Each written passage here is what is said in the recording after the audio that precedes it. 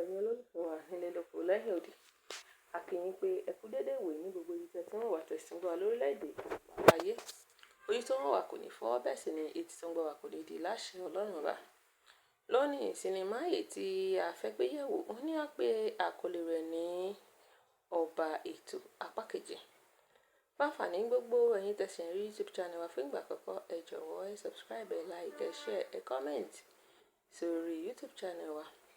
Gẹ́gẹ́ bẹ́ẹ̀ ṣe mọ̀ pé a máa ń ṣe àwọn movie review lọ́kan-ò-jọ̀kan lórí àwọn sinimá kankan èyí tí àwọn òṣèré orí ìtàgé wa bá gbé jáde.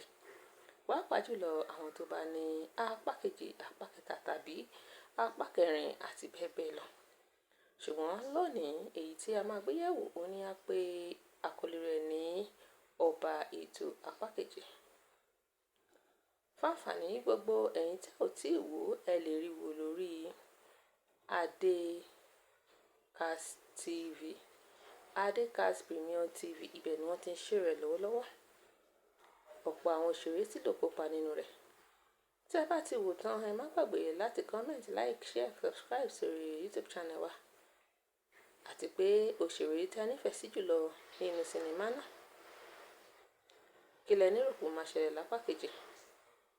Ẹ kọ sórí comment section ká bá lè sọ̀rọ̀ lórí rẹ̀. A ò ní rí jù báyìí lọ títí ọjọ́ mìíràn, ọjọ́ rẹ̀ ire o.